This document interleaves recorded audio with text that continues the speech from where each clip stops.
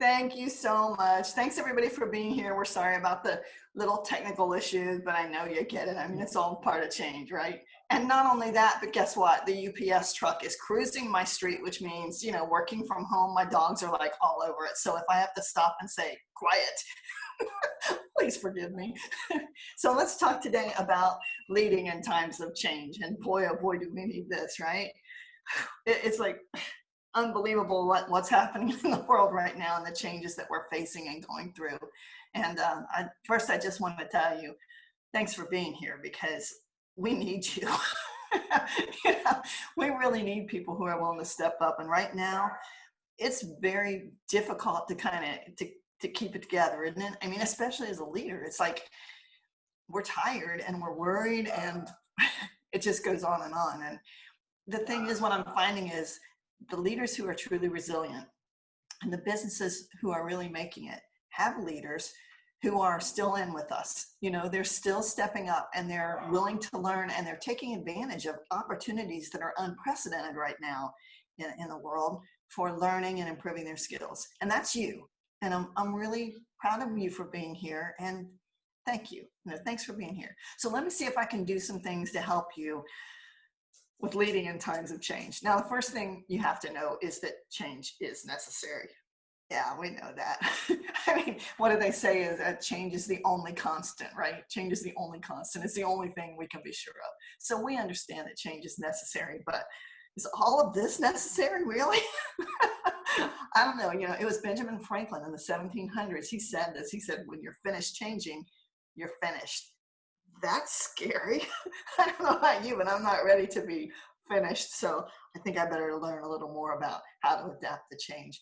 But there's just no question that change brings anxiety in some form. I mean, many entrepreneurs, though, they live for change and they enjoy it. They like the anxiety, but it's definitely something that raises anxiety for us. And we have to remember that some of us are better at dealing with this anxiety and with the changes that are going on than others. They're entrepreneurial type people are usually very fast paced and action oriented, and they're not afraid to go forward because they know that if that doesn't work, they'll bounce and they'll do something different. But there's a whole lot of people who are very afraid of change and are very slow to change. There are people who really believe in their systems and their methods, and changing it doesn't come easy, and it takes a lot. So even though I recognize that a lot of our entrepreneurs, they're more, they easily adapt to change, not everybody does. And we have to remember that as leaders, that this definitely does produce anxiety. And then again, I think that in some ways it produces opportunity. I mean, no question, change is valuable and exciting, but the pandemic, we've been forced to change in ways that we never really thought that we would. But I'm wondering, is it possible that maybe some of you could actually identify changes that you've had to make that have in fact become opportunities? See, I do. I think that we've been given, I'm going to use the word permission. I think we've been given permission in many ways to do things differently, even when no one believed it could work. Just like remote workers, many of us, I had a manager argue with me in front of an entire class of people that I was doing a certified manager class, that remote work could never be a part of the organization. They would never be able to have remote workers because they serve the public and they had to be there, and there was no way to do it remote.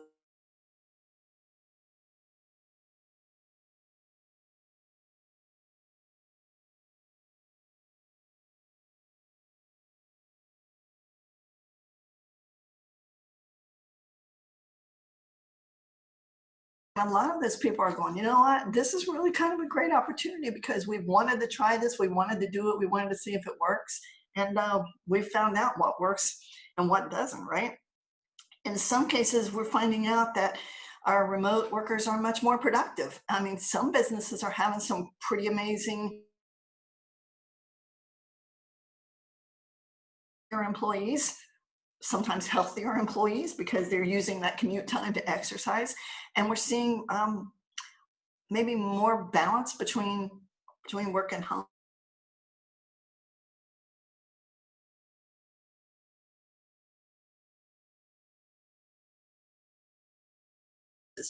And I love that, I love being in front of people. That's where I get my energy, being in front of the audience, talking to people, watching their reaction, and having them be part of the discussion. I've had to really change my business model because guess what? There are no conferences. Everything was changed, right? And in a hurry. So now I've learned to convert all of my speeches and seminars to webinar format, just like this. So I had to pivot, but it's an opportunity, really, because maybe I wasn't quite ready to jump on that wagon. But wow, I've learned so much, and I have new opportunities for business like this one, that I didn't have before. It's expensive to fly me across the country, and now you can have me get just a fraction of the cost. It's amazing. Even my church, we were having a small group meeting in my church this week, and it was interesting because there was one person who was saying that for years, literally years, the pastor had been saying we need to be able to do live streamed services, and the vestry and the board were against it because, well, all the reasons. We don't really have the budget, we don't have the technology, we don't have the money to buy that technology, we don't have the knowledge, people don't want to watch that. And all of a sudden, like in a period of 1 month, they were forced to convert everything to virtual. And they went big. I mean, they really got a lot of great technology. I don't even know how they got all the training they needed, but they did. And now their church attendance is up in the virtual environment. People are attending church that couldn't before. What they found is a lot of their elderly members who had quit attending church are now coming every Sunday. And you have to wonder, with these opportunities, what's going to happen over time? We're going to be able to really capitalize on some of these opportunities. So Karen, I have a little poll here because I kind of want to see what everybody's thinking about this as far as their business goes. And if you could put that poll up for us. Can you do that for us, Karen, or are we still technologically challenged? No. Well, I think when you changed over to the host, can you look below? Oh, okay. See if you have the polls down at your bottom with the icon. Let's see if I have it. Polls? Oh, it's there. Let's do it. Thank you. All right. We can do this together. All right. So give me some input here. Be honest. When you really think about it, can you identify at least one unexpected opportunity that rose from the ashes in 2020? Let me see what you all are thinking. Yes, absolutely, none at all. I need to think about it. Tell me what you think. I'm really interested to see what you think.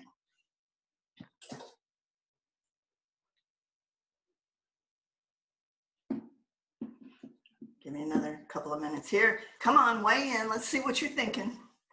Let's see what you're thinking.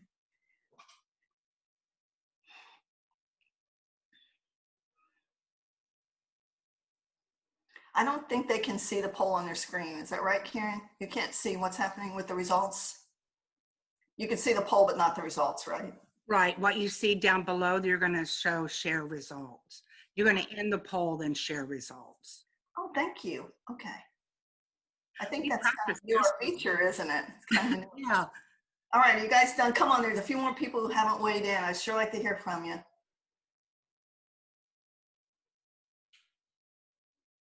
You guys aren't multitasking and doing other things, right? You're focused on the moment, right? Come on. All right, let me see if I can. Oh, I'm not seeing the thing to share, to show it. I'm not seeing the thing to share the poll. The poll, and then I clicked on polls and, okay, maybe I have to end it first. Oh, somebody else chimed in, thank you. All right, let's see if we can share it. Oh, there we go. Okay, here you go. Here's our results. So 90%, 90% agree that there probably have been opportunities, at least one unexpected opportunity that came from this. That's such a great positive attitude. That's fantastic. I'm glad to hear that. And one person said they need to think about it. And I get that because, some of us have been impacted in pretty strange ways. But think about it a little bit. And I think what you'll find is, maybe we've had some opportunities that were unexpected. So I'm really glad to see the positivity there. But I think this is an important part of dealing with change, is taking time to write your mind about what's happening and look at it in an optimistic and positive way. I mean, sure, we hate what's happened. It's horrible. But some interesting opportunities have come about. We can't deny that. You know, it was Peter Drucker that told us the best way to predict change, the future, is to create it. Remember that one? The best way to predict the future is to create it. Yeah, I guess the question though is how can you do that? I mean, can change be predicted? Well, I think I could support that in some ways it can be predicted. When you think about all the business owners that I know, especially small business owners, who reinvent themselves over and over again and create a new future. You know, even now, businesses that have proven to be resilient are those who found ways to roll with those changes and actually create a new paradigm. So I think maybe it is possible to create your future, just like the church. You know, they had a visionary leader who knew that the streaming was important. He couldn't get everybody on board. But as a small business owner, maybe you have a lot more control. I don't know. I think a lot of pastors are operating small businesses, in fact. But this is something to think about. You know, can you create your future by predicting what's going to happen? But you know, let me back up to that paradigm. That's an interesting word for right now, isn't it? Paradigm. Because I think what happened in 2020 is more than just, you know, changes. I think it's really bigger than that. I think it's a paradigm shift. And if you remember the work of Joel Barker, he talks to us about paradigm shifts. And I really think this is what's happening. Paradigm, just in case you don't know, it's a set of rules, written or unwritten, that establishes boundaries within which we learn how to be successful. This is something that's been going on forever. You know, we have certain paradigms, and in a way, it kind of limits our beliefs in what we can do and what we can't do, because we have like these boundaries. And just like when I said, you know, the manager who said we could never work remote, you know, that was his paradigm, that was his reality. But when this big change happened, it's like everything went back to zero. It's like he didn't have a choice. He had to find a way to work remotely. So he had to write new rules and establish new boundaries in order to accommodate this shift. See, I really think we're in the middle right now of a paradigm shift. And usually what happens in a paradigm shift is that the first problems that you solve are the ones that were unsolvable in the old paradigm. You know, we couldn't do this. We can't do this. We can't stream our services. And when the paradigm shifts, it's the first thing we fix. Interesting, right? So I really do think that we're right now in the middle of a paradigm shift. And I think what's interesting and what we need to think about for our businesses is, how is our business going to be different in the future? Because when we come through the pandemic, and we will, we will come through it, what's going to be so changed that we don't want to go back?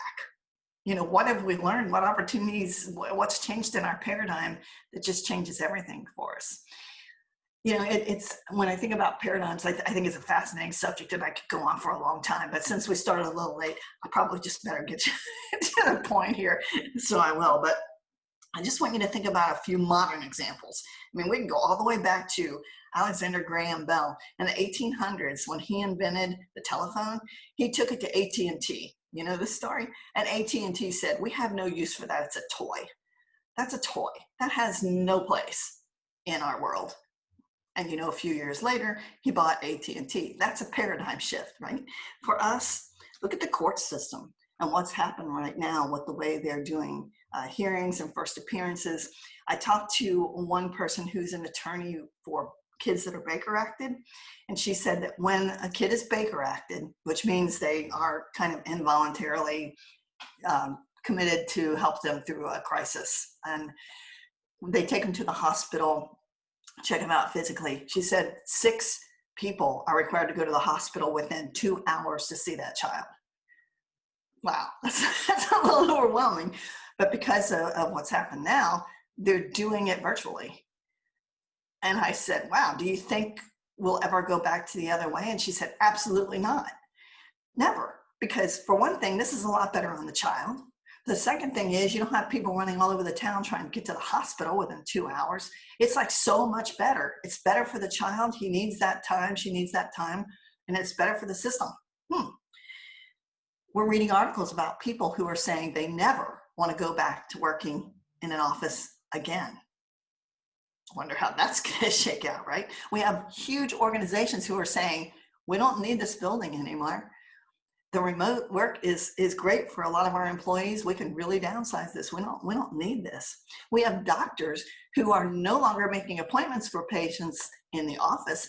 They're seeing them on Zoom and doing, telemedicine. I don't know if any of you have had to do that. I had something come up. I needed a doctor's appointment. I visited my doctor on Zoom and problem solved. Like, amazing. Even like retail stores. Look what's happening with retail stores. They've become delivery experts. They have found ways to deliver their products to people in ways that we thought were like unaffordable and crazy. and yet here we are. We can get our groceries now at our front doorstep. And look at all these things. I mean, this is a paradigm shift. When we come through this, things are going to be different. What about your business? What's happening with your paradigm shift? What's going to be different? See, this is where we get into predicting the future.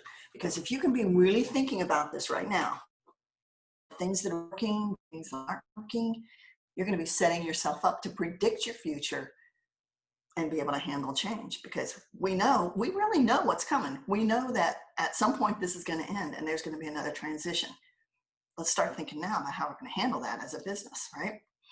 So to talk further about this, I'm going to talk to you from 3 perspectives about how to lead through change. I'm going to talk to you about how to help your employees, how to help yourself, and how to help your business. But first, I think it's important that we understand a little bit about change. We need to understand the impact of change and how it affects us. Because you're feeling this right now, your employees are feeling this, and I just want to take a second to pause and emphasize how hard it is to shoulder change. Even when change is good, even when change is expected, it is hard. And a lot of this was thrown on us and unexpected. Did you know that research shows us, and the research I'm going to talk about specifically is from Dr. Ben Bissell, that you really go through 5 stages of change? Just like, the 5 stages of grief, it's a lot like that. First, there's shock or denial. And boy, did we have shock and denial when COVID hit, right? Like, you've got to be kidding me. This is not even possible. It's like unreal. Like, we couldn't even believe it was happening. And then there's emotion. And usually that emotion is anger, to tell you the truth. We get angry, like, you can't make me stay home. You can't make me wear a mask. And then we go through the bargaining stage. Well, okay, maybe we'll do this for a couple of weeks if we have to, and then we'll get back and, then it'll be better. And then, well, maybe a couple more weeks and the bargaining stage. And then there's depression, outright depression and grief. Because one of the things that we need to recognize about change is that all change produces loss, and all loss must be grieved. And we have to go through that before we can get to acceptance. And notice that acceptance is on 2 levels. Acceptance is intellectual and emotional. And this is important for you to recognize, because intellectual means we get it, we know it has to change, okay, but that doesn't mean that we've made it emotionally. And I'm afraid that that's where we are right now for a lot of our employees. I think a lot of them have, accepted it intellectually, but it doesn't mean that they have emotionally put it together. The hard thing about these stages is it takes a long time. Research tells us that it takes 1 to 2 years to go through these stages of change. We don't have 1 to 2 years. We have to do it right now. So, if you think, oh yeah, this is fine, everybody's going through this, I'm fine, we got this, you're probably fooling yourself, because a lot of us are really emotionally distraught. Some of us are still very depressed. The weird thing about it is like everybody goes through the stages at their own pace. Like, sometimes people even get stuck. I had a boss that got stuck in denial. We were making a huge change. I was working for the state of Florida, and it was so huge that we had a 2-year transition period. She lasted about a year, and she had to leave because she could not get past the shock and denial. She just didn't agree with what was happening. She never thought it would work. She got stuck right there, and she pretty much made herself and everyone around her miserable until she decided she had to move on. Wow. So people that can't make the change, they either get burned out or they quit. Sometimes they just become difficult employees. You've probably seen that. Sometimes they become physically or emotionally ill. And the other thing to remember about this, and I'll just throw it in, is that don't forget that change includes good change. You know, even when there's good change, we have to go through these stages. You know, ever heard of buyer's remorse? You know, or have you ever got a new job where you were like so terribly excited about this new job, but then you had like this flood of fear and regret, like, oh my gosh, I like my old job. I don't know if I really want to do this. And then depression and grief because there's a loss. You're losing what you had to go to something different. So you actually go through depression and grief. So even when the change is good, so, you know, don't think, oh boy, everybody's going to be happy about this. We still have to go through the stages. We still suffer loss, and we have to go through this to come to total acceptance. I'll never forget, when my daughter was accepted to law school, we decided that we were going to buy her a new car because she was traveling 6 hours from home to school, you know, and we wanted her to be safe on the road. And when we got the new car was side by side in the driveway. You know, we were selling the old car. She goes out with her friends. She's going to take some pictures of the car. I'm like, oh, that's good. You know, she got a new car. She's all excited. I go outside and she's sitting on the hood of the old car. And they're taking pictures with the old car. And I'm like, I thought you were taking pictures of your new car. She said, I love this car. I'm going to miss this car. You know, so she was going through that grief and depression just over the change of a car. So I know that sounds kind of funny, but that's really how we are. So we just need to recognize that everybody's got to go through that, because anytime there's a change, there's some kind of loss. So watch out for people that, you know, maybe get stuck in a stage, and just know that going through these stages are normal and they're necessary. And the reason it happens is because we want to have control. We want to have control over what happens to us. And when there's change, we don't have control. And that's just terrifying, right? So we need to recognize with our employees and with ourselves that we are going through these stages of change, and it's not easy. And give yourself a little slack. You know, sometimes people will be thinking that morale is just terrible. And, you know, I've had people call me in and say, morale is just terrible. You know, I don't know how to fix it. I'm like, okay, what have you changed recently? Because chances are there was some big change that people are just depressed and grieving, and they just need time to get through it. Okay, so let's start with helping your employees. What can we do to help your employees? Well, I got a few ideas for you. Remember that resistance comes primarily from feelings of being out of control. So how do we put them in control? Okay, so the first thing I'm going to advise you to do is keep them informed. Inform them. You know, use multiple methods of communication. Remember, I know you have some employees, and even some of us, you know, we have different preferred methods of communication. You know, some people don't read their email. Some people say, why do we even need email? Just text me. Other people are like, don't send me a text. That's so disruptive. Other people want personal contact. Some people, can you believe this? Some people Facebook message me. What? And it cracks me up. You know, I get messages on LinkedIn. So there's all kinds of ways to communicate. What I would advise you is, you know, to ask your employees what their preference is, and to try to feed the needs of everybody, which means you're going to have to use multiple methods of communication to keep in touch. So repeat your messages so that everybody hears it and hears it again and knows it's for real. Don't forget to listen actively. You want to be increasing how much information you put out there, but you also want to be listening to your employees to see what they're thinking. Never lie to your employees. Establish trust with them. And remember this, that during times of change, perceptions are distorted. It's inevitable. Whenever there's change, perceptions are distorted. Oh, I got another poll here for you. Let me see here. I want to find out how you're doing with, all right, where's the next polling? Uh-oh, there's only one poll up here. Karen, where's my second poll? Is it here? Can you talk me through it? Karen, Betsy, anybody? Lorna, they all three should be there. They're just titled the poll first 1, poll 2, poll 3. this is still poll 1. Oh, wait, relaunch polling. No, I think that's going to be the same polling. Yeah. Okay. There you go. No, that's the same one. Oh. I don't see poll 2. But that's okay. That's okay.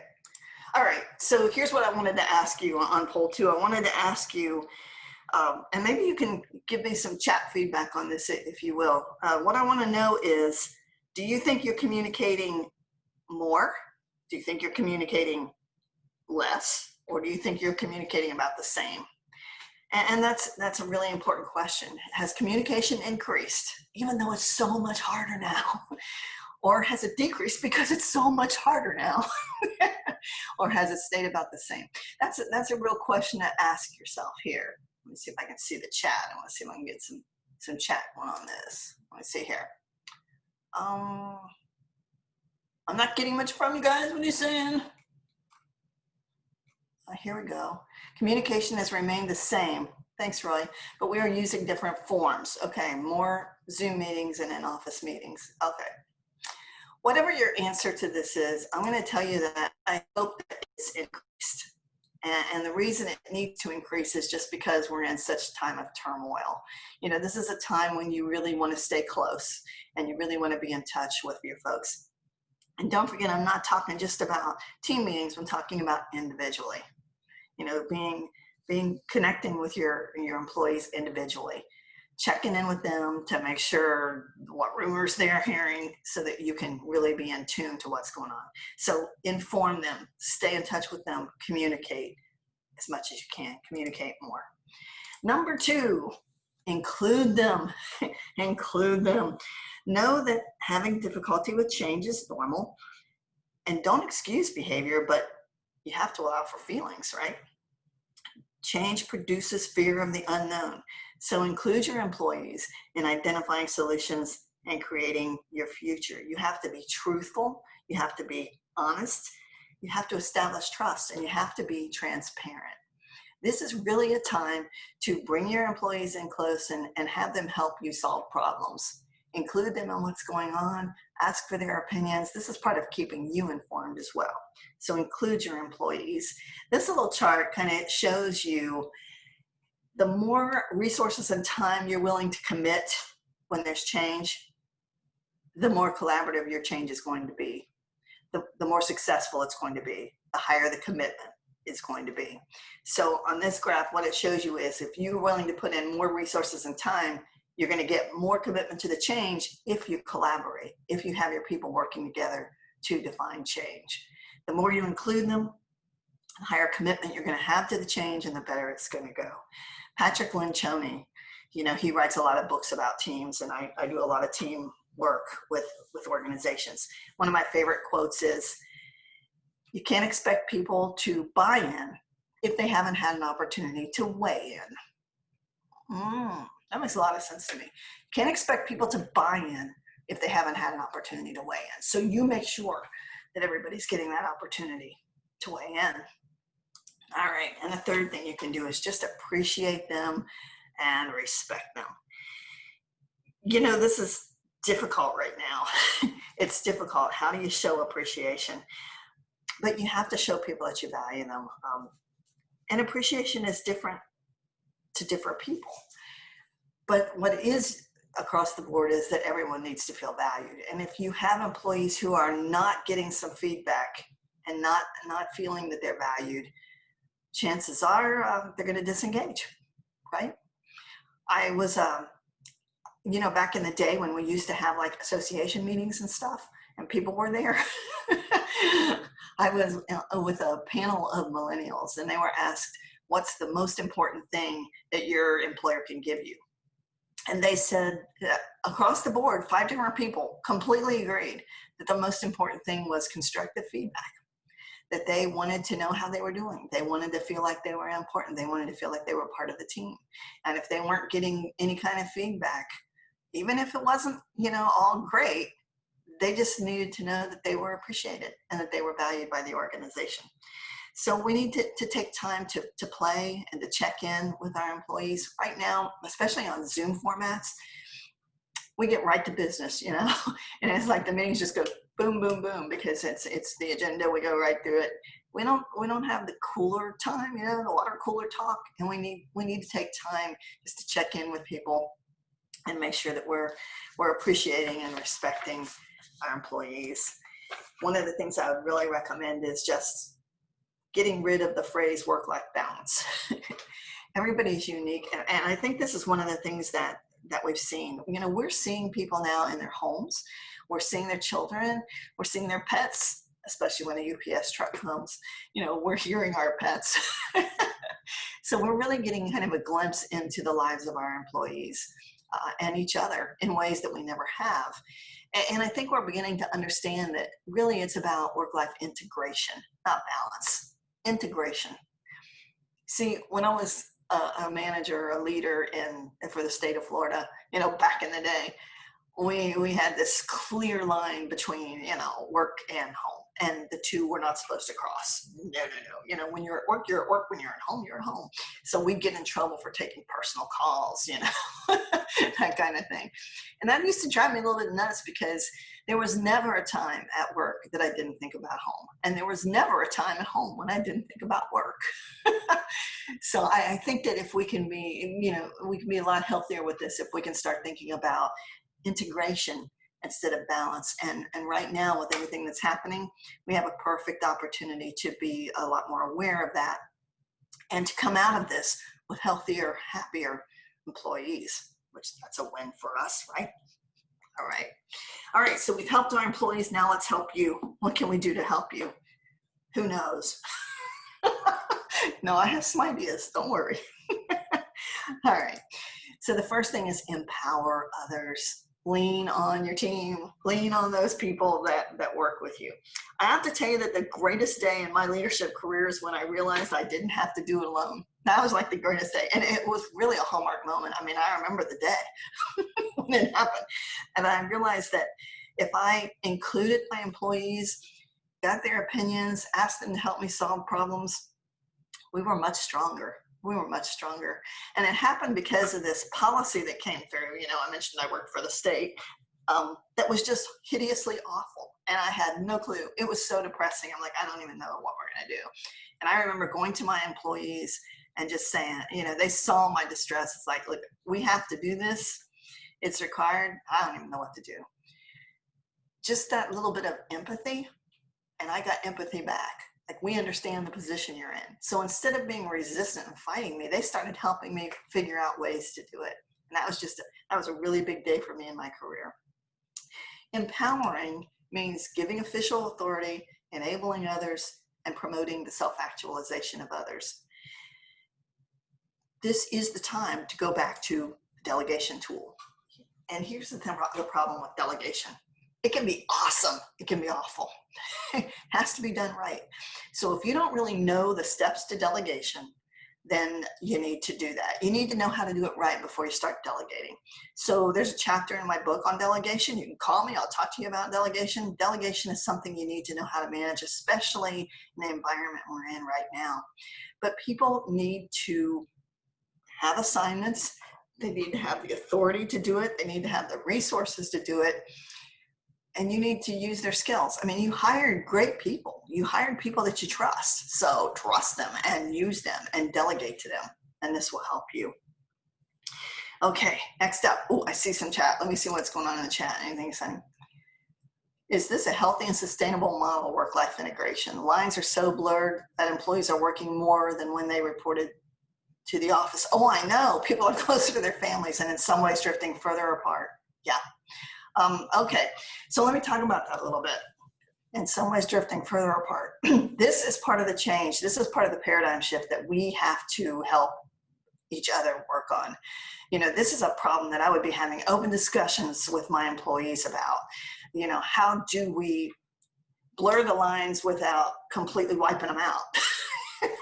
Right? Because we want there to be, we want to be understanding. We want to give people time with their kids. We want to understand that this homeschooling thing is like out of control and difficult, but at the same time, they have a job to do. But we do find people who are just working so many extra hours, like they can't stop.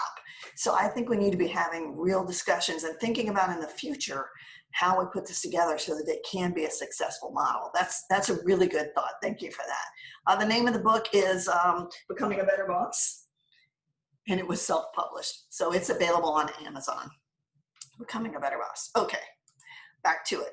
Let's now talk about disruptive harmony. This is something else that you can do for you. Create disruptive harmony. We all want a harmonious and work environment. I mean, who doesn't? Harmony in the work environment is just so nice when everything's going along fine. And yeah, don't be fooled. Wonder what's beneath the surface in your world. It's really easier in a virtual world just to move through an agenda with openly and honestly debating issues. Nope. In a virtual world, it's harder. It's hard to actually have honest, open conversation and debates in the virtual world. It seems like we just want to get through the meeting, and it's a little uncomfortable for us all. We don't know when to speak up. You don't want to interrupt people. So it becomes very difficult. And what we see is a lot of teams are not debating issues. They're not looking at problems. They're just doing the work and moving through it. You have to slow those meetings down. We don't have opportunities for small talk anymore. And on Zoom, it's very hard to do that. So a lot of times that's where we learn a lot. So we're going to have to take time to have those discussions and address problems. The number one demotivator in this country, in survey after survey, book after book, poll after poll, is that my supervisor tolerates poor performance. My supervisor tolerates poor performance.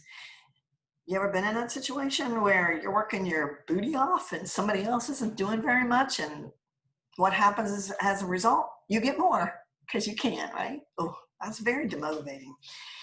So we have to be really careful right now to make sure that we're kind of creating that disruption when it's necessary and that we are having discussions. I'll give you one tip for Zoom meetings that's really working for me.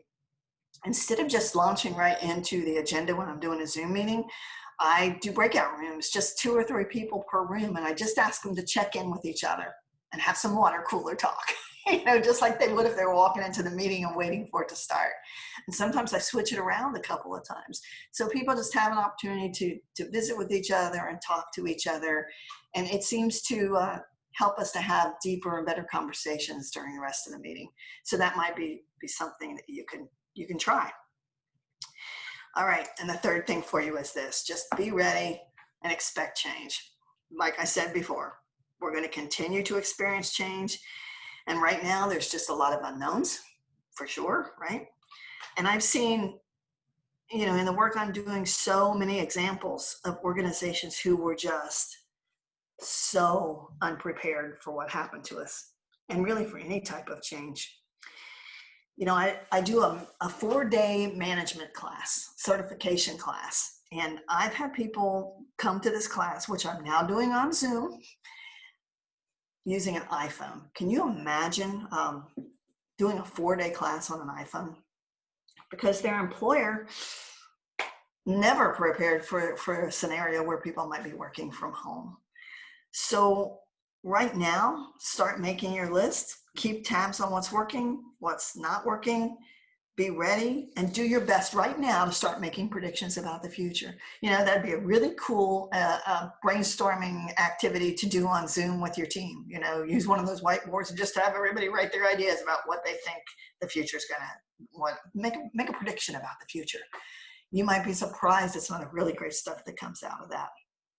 So be ready, because there's going to be more. We know that. So expect it. And maybe that's one thing that this has done for us, is made us a little more resilient, because we now know anything, anything can happen. Oh my goodness. All right. And finally, I want to talk to you just a little bit about your business, helping your business, because really we need a lot of help right now. And as leaders, we need to do what we can to help our business. And the first thing I'm going to tell you is that you have to remember that all of this is about your people. It's not really about you.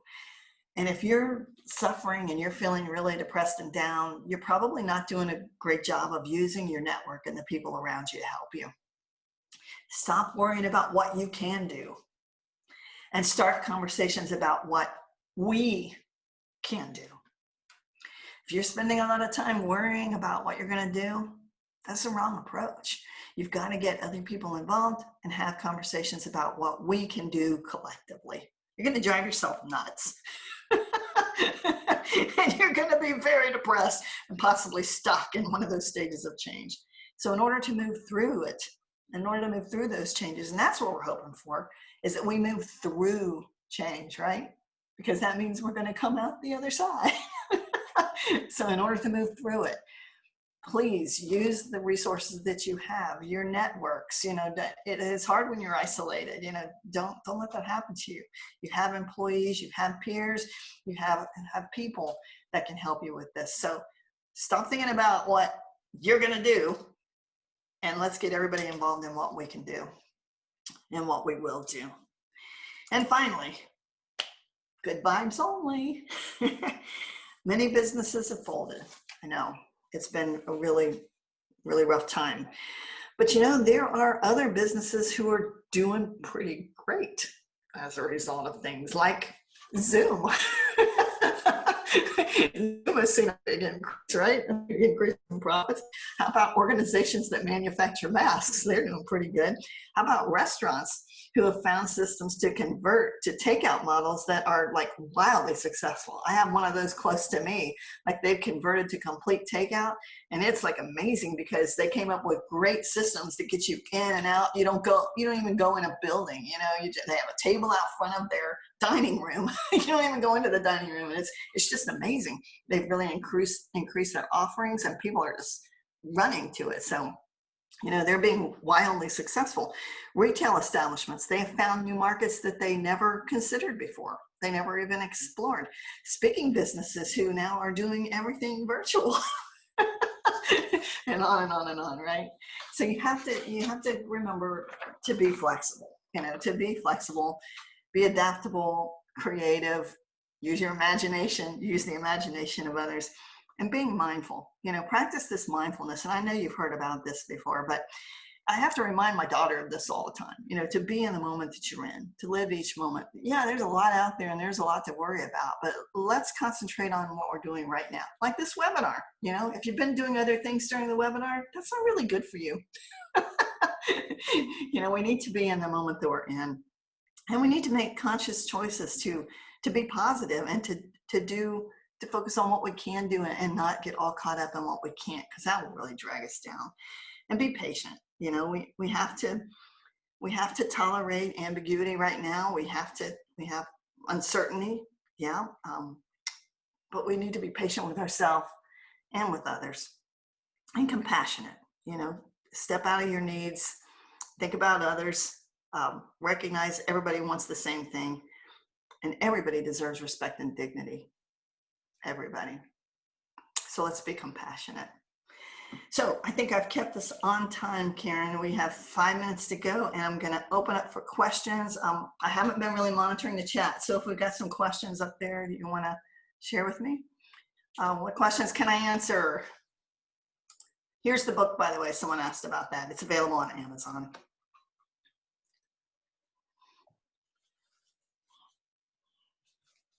Any questions?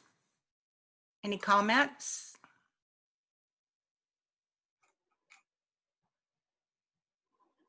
Someone says all our employees still report to our office. We haven't gone to work at home. That's interesting because that probably gives you a whole different set of problems. I'd love to hear more about that. And somebody says they're tired of communication. I'm sorry. That's a funny comment. I'm sorry, Carla. I know. Communication is remain the same. Okay, I saw that one. Or Zoom meetings in office. Okay. Well, if you have any questions, here's my contact information. At the bottom of the slide here, the coming and going from the office is hard on our employees. What can you suggest? The best thing I can suggest is to have those honest and open discussions with your employees about their pain, you know, the pain that they're having to do this when other people aren't, and you know, why it's necessary, and help them to cope with it by being open about it, transparent, and having the discussions about it. Really, I mean, as a leader, you know, this heart-to-heart thing, you know, you really got to talk to people heart-to-heart. You've got to empathize. You've got to understand what they're going through and how hard that is on them, and just be open and talk about it. Be empathetic, be understanding, be patient, and just do all you can to really acknowledge how difficult it is. May I know more about 4-day classes with certificate? Probably that's something that that Karen and everyone might want to talk to you about, because I know they're going to provide some opportunities after that. But I teach leadership and management, so if you're interested in leadership and management opportunities, you can talk to me. But I think, Karen, isn't that something you guys are gonna? Yeah, Karen, remember that CARES program is going to provide you some opportunities. So I think what that's we talked about at the very beginning. Please make, you know, sure that you go back online, see what other webinars we have available through the month of January and February. And if interested, please complete the application, which again is on our website for the opportunities. We will be choosing companies to receive at no cost consulting and training with some of our industry experts. So please complete the application, and which, like I said, you can find online. okay. So, Well, I would just close, Karen, by just saying again to everyone, thank you for taking an interest in this and for finding ways to help yourselves and to help others. This is a very difficult time, but it says a lot that you've taken the time to participate in these kind of sessions to try to help. And thank you for that. And just know, again, we're going to come through it. And it's really kind of exciting as a business owner, because I'm a business owner too, to think about what my business is going to be like and what my business model is going to be in the future. And it's going to be different than it's been in the past, because, like I said, there's some opportunities that I was just overlooking because of that paradigm shift. So I wish you all the best. We're going to get through it. We're going to be all right. So keep leading. We sure need you. yeah. Thanks. Well, Lorna, thank you so much for your wisdom that you shared with everybody. We're having comments right now saying, great webinar. Wonderful. Thank you. Again, we're very excited about this program, and thank you for your time. And Lorna rocks. So anyway, thank you, everyone.